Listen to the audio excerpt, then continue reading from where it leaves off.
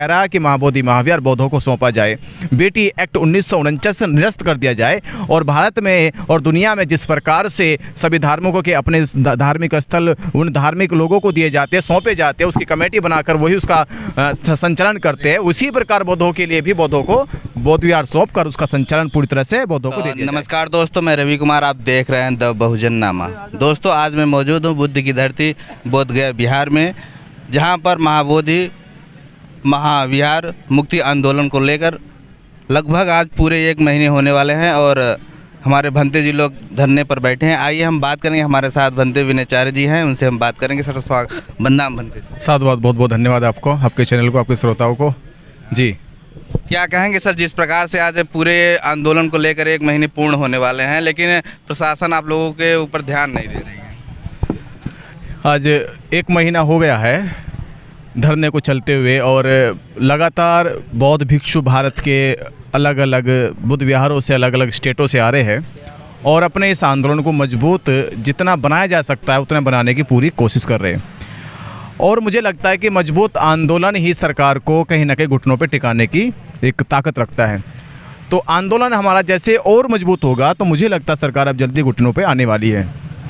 मेरा फिर से यही कहना है अपने देश के बौद्धों से और बौद्ध भिक्षुओं से कि ये आपको मौका मिला है, एक अवसर मिला है, एक ऐसा अवसर मिला है कि जो आपको ये दोहरा सकता है कि जैसे सिद्धार्थ गौतम बुद्ध बने इस धरती पे, तो दोबारा से बौद्ध भिक्षुओं को 2500 वर्षों के बाद ये अवसर मिल रहा है कि बुद्ध को, बुद्ध की धरोहर को, बुद्ध के अस्तित्व को, बुद्ध की ज्ञान स्थली को पुनर्जीवित करने का, मुक्त करने का, जो अभी तक उन पंडों के पुरोहितों के कब्जे में है, उसे मुक्त करके मुझे लगता है कि बौद्ध भिक्षु ये महसूस करेंगे कि वो साक्षात्कार कहीं ना कहीं बुद्ध के दर्शन में है।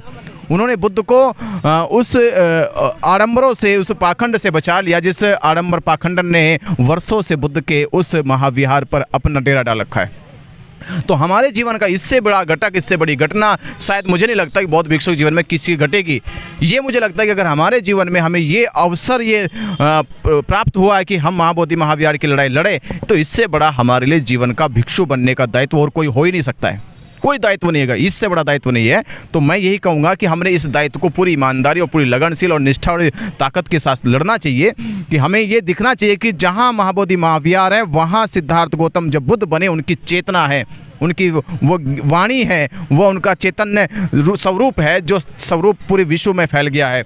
आज हमें उस स्वरूप को पूर्णतः पांडवों और पुरोहितों से आज़ाद कराने की ज़रूरत है। उस आज़ादी को कराने के लिए पूरा बौद्ध भिक्षु समाज 30 दिन से लगातार धरने पे बैठा हुआ है और धरने पे अपनी बातों को सरकार तक पहुंचाने के लिए लगातार वह अपनी बात कह रहा है कि महाबोधि महाविहार बौद्धों को सौंपा जाए, बेटी एक्ट 1949 से निरस्त कर दिया जाए और भारत में और दुनिया में जिस प्रकार से सभी धार्मिकों के अपने धार्मिक स्थल उन धार्मिक लोगों को दिए जाते हैं, सौंपे जाते हैं, उसकी कमेटी बनाकर वही उसका संचालन करते हैं, उसी प्रकार बौद्धों के लिए भी बौद्धों को बौद्ध विहार सौंप कर उसका संचालन पूरी तरह से बौद्धों को दे दिया जाए। भंते लोग तो बौद्ध विहारों में बैठकर क्या कहते हैं, बुद्ध के क्या कहते हैं विरासत को बचा रहे हैं, आने की क्या जरूरत है? देखिए, बौद्ध भिक्षु बिहारों में रहते हैं या सड़कों पे रहते हैं या आज धरने में बैठे हैं, हमें ये सवाल नहीं करना है। सवाल ये करना है कि हम जुड़े रहने चाहिए। सवाल ये है कि हम जुड़े रहने चाहिए। जैसे शरीर का सभी अंग एक दूसरे के साथ संवेदना दिखाते हैं, अपनी जुड़े रहते हैं, भले अब अपना काम कर रहे हो। आज ज़रूरत है कि बौद्ध भिक्षु चाहे बुद्ध विहार में हो, चाहे चारिका में हो, चाहे वो धरने पे हो, चाहे वो आंदोलन में हो, चाहे वो यात्रा पे हो, चाहे वो किसी भी स्थल पे हो, वही बौद्ध उपासकों के लिए वो चाहे अपने घरों में है, चाहे किसी भी क्षेत्र में है, पर वो जुड़ा रहे। उसका एक ही उद्देश्य, एक ही लक्ष्य होना चाहिए एक जगह से कि हम महाबोधि महाविहार को आज़ाद कराने की लड़ाई लड़ रहे हैं। क्या कहेंगे, जिस प्रकार से देखा जाए, क्या कहते हैं, ये भारत देश बुद्ध साहब फुले अम्बेडकर को मानने वाला देश है, यहाँ बुद्ध साहब फुले अम्बेडकर पैदा हुए हैं, लेकिन अगर देखा जाए तो जो लोग क्या कहते हैं अपने नाम के पीछे बौद्ध लगाते हैं, उन लोगों की उपस्थिति यहाँ पर लोग कह रहे हैं कि नहीं हो रही है। ऐसा गलत प्रचार किया जा रहा है। भंते बहुत कम मात्रा में है, उनके लिए क्या कहना चाहेंगे? देखिए, भंते कम मात्रा में है, ये सवाल सरकार भ्रम फैला रही है, ठीक है, और सरकार ये भ्रम इसलिए फैला रही है कि बैठे भिक्षुओं का मनोबल गिरा सके, जबकि सरकार को ये कहना चाहिए था कि बौद्ध भिक्षु 30 दिन से बैठे हैं, उनकी हिम्मत का, उनके साहस का, उनकी ताकत का सरकार को लोहा मानना चाहिए था। उन्हें ये कहना चाहिए था कि देखो बौद्ध भिक्षु 30 दिनों से लगातार धरने बैठे हैं, लगातार 30 दिन के बाद पूरे देश में इनकी आवाज़ पहुंच गई है। सरकार को ये कहना चाहिए था कि आप धरने बैठे, हम आपके इस धरने से हम प्रभावित हो गए हैं, हमने आपके धरने को मजबूत वजूद को, आपकी ताकत को समझ लिया। तो सरकार को ये एक्ट निरस्त कर देना चाहिए था, बल्कि ये कहने के बजाय उसने हमारे मनोबल को गिराने के लिए ये फूट डाल दिए कि धरने पर लोग कम बैठे और बाहर लोग ज़्यादा हैं। लगभग आज 1 महीने पूर्ण होने वाले हैं, लेकिन प्रिंट मीडिया और नेशनल मीडिया आपके आंदोलन को कवर नहीं कर रही, नहीं दिखाने का काम कर रही है। देखिए, ये देश कुछ पूंजीवादियों के और कुछ धन्ना सेठों के हाथों बिका हुआ है, ठीक है।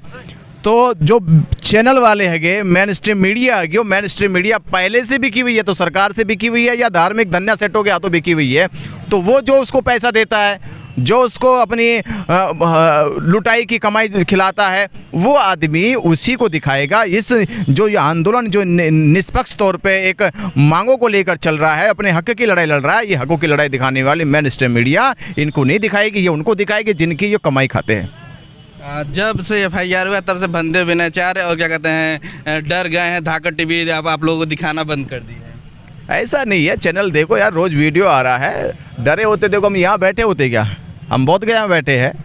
और रही डराने की बात, तो मैंने कहा है, देखिए तथागत बुद्ध ने हमें जब चीवर दिया तो उन्होंने कहा था कि धम्म के इस मार्ग पे, इस चारिका के मार्ग पर तुम जब चलोगे तो तुम्हारे सर फोड़े जा सकते हैं, तुम्हें गाली गलौच दिया जाएगा। तो बौद्ध भिक्षु ने कहा कि हे तथागत, ये आपकी करुणा है हमारे ऊपर, आपकी करुणा अपरंपार है, लोगों की गाली भी हमें फूल लगेंगे, लोगों की मार भी हमें स्वागत लगेगी। उसने कहा अगर मार ही दिया तुमको, बोले कि तथागत उससे अच्छा धम्म के मार्ग पे अगर हमने जीवन ही निछावर कर दिया तो हमारे लिए निर्वाण का मार्ग हो जाएगा। तो इसमें डरने डराने की तो बात ही नहीं है, क्योंकि भिक्षु बनता है भय मुक्त हो गया तभी वो बनते होता है।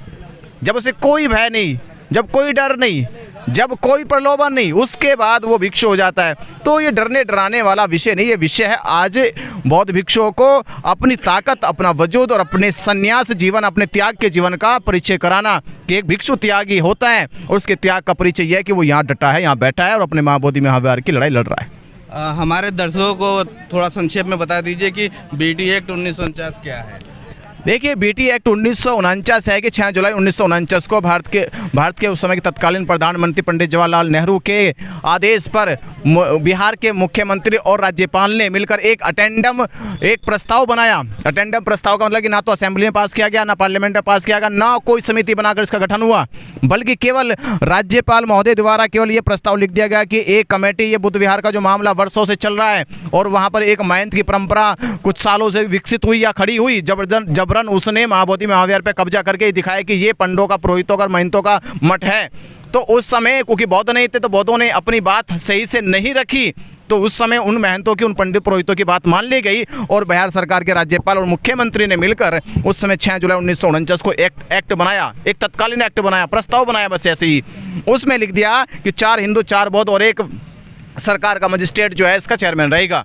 तो ये उस समय की समस्या थी और मैं कह रहा हूँ कि उसी समय जो है 26 जनवरी 1950 को संविधान लागू हो गया और संविधान लागू होने के बाद संविधान के अनुच्छेद 25 और 26 में ये कहा गया कि सभी धर्म के धार्मिक समानताएं, धार्मिक स्वतंत्रता उनको दी जानी चाहिए, उनको धार्मिक उपासना, धार्मिक वंदना, धार्मिक क्रियाकलाप करने की पूर्णतः आज़ादी है। पर हमारी आज़ादी छीन ली गई, इसका मतलब है कि संविधान के अनुच्छेद 25 और 26 का उल्लंघन हुआ। तो उल्लंघन हुआ तो संविधान की भी कहीं ना कहीं अवहेलना की गई है इस एक्ट के द्वारा। तो इस एक्ट को सरकार को उसी समय निरस्त कर देना चाहिए था, पर 75 साल हो गए, सरकार आज भी इस एक्ट को चलाए जा रही है क्योंकि सरकार इससे उन पुरोहितों और पंडितों के द्वारा लुटाई की कमाई खा रही है। जो चेयरमैन है वो भी हिंदू ही रहेगा हमेशा के लिए? हाँ, उसका चेयरमैन हिंदू था, समिति में लिखा गया कि वो हिंदू रहेगा। बिल्कुल। क्या कहेंगे कि जिस प्रकार से आज पूरे देश भर में आप लोगों के आंदोलन को लोग समर्थन कर रहे हैं, हमारे विधायक और क्या कहते हैं सांसद लोग हैं, वो लोग भी आपका समर्थन कर रहे हैं, आवाज़ उठा रहे हैं सदन में, उनके लिए क्या कहना चाहेंगे? मेरा उनके लिए कहना है कि देखो, सदन बना है, बाबा साहब अम्बेडकर ने कहा था कि ये समाज तुम्हें चुन के भेज रहा है। चुनने का मतलब है कि इनकी भावना, इनकी विचार, इनकी संवेदना, इनकी अभिव्यक्ति तुम्हारे साथ जुड़ चुकी है। तो मेरा केवल हमारे SC ST OBC और बौद्ध समाज के जितने भी सांसद विधायक हैं जिस भी असेंबली में पार्लियामेंट में, मेरा उनसे ये कहना है कि पूरे भारत के बौद्धों की SC ST OBC समाज की संवेदना, विचार, अभिव्यक्ति आपके साथ जुड़ी हुई है। उनकी भावनाओं की कदर करो और आपको जिसलिए चुनकर भेजा गया है उस असेंबली और पार्लियामेंट में जाकर इनकी आवाज़ बुलंद करो और कहो कि महाबोधि महाविहार बौद्धों को सौंपा जाए। और जिन्होंने ये बात उठाई है, मेरा उनको तहे दिल से, अपने दिल से और मन से, हृदय से और अपनी पूरी चेतन शक्ति से कहता हूँ कि उनका बहुत बहुत आभार है, साधुवाद है। समाज उनको याद रखेगा। जो लोग मंचों पर बड़ी बड़ी बातें करते हैं लेकिन क्या कहते हैं इस आंदोलन में उनका क्या कहते हैं कहीं अता पता नहीं चल रहा है, उनके लिए क्या कहना चाहेंगे? देखिए, सब कहीं ना कहीं जुड़े हैं। मैं ये नहीं कहूँगा तब पता नहीं चल रहा, आंदोलन चल रहा। आंदोलन धीरे धीरे गति देता है, गति जैसे देता है लोग आते हैं, जुड़ते हैं। अभी से शुरुआत हो रही है, 30 दिन हुए आंदोलन, 2 साल चलते हैं, तो एकदम आपको नहीं दिखाई देगा, पर लोग दिखाई दे रहे हैं कि लोग आ रहे सड़कों पे। पूरे देश में ज्ञापन दिया गया, लोगों ने रैलियां निकाली है, लोगों ने अपने धरने प्रदर्शन किए हैं और कुछ लोग जल्दी जल्दी, हमारी बात हो रही है देश भर के अलग अलग, ये होली बीत जाए तो लोग बड़ी संख्या में बोधगया भी आने वाले हैं। 1 महीने पूर्ण हो चुके हैं और क्या कहते हैं प्रशासन के द्वारा आपको अभी तक आश्वासन वगैरह कुछ दिया गया है या नहीं? इसके बारे में देखिए, सरकार के आश्वासन की बात नहीं है, आश्वासन का मामला ही नहीं है। यहाँ मामला है एक्ट को निरस्त करने का, कोई आश्वासन नहीं। एक्ट निरस्त हो जाए बस बात खत्म हो गई।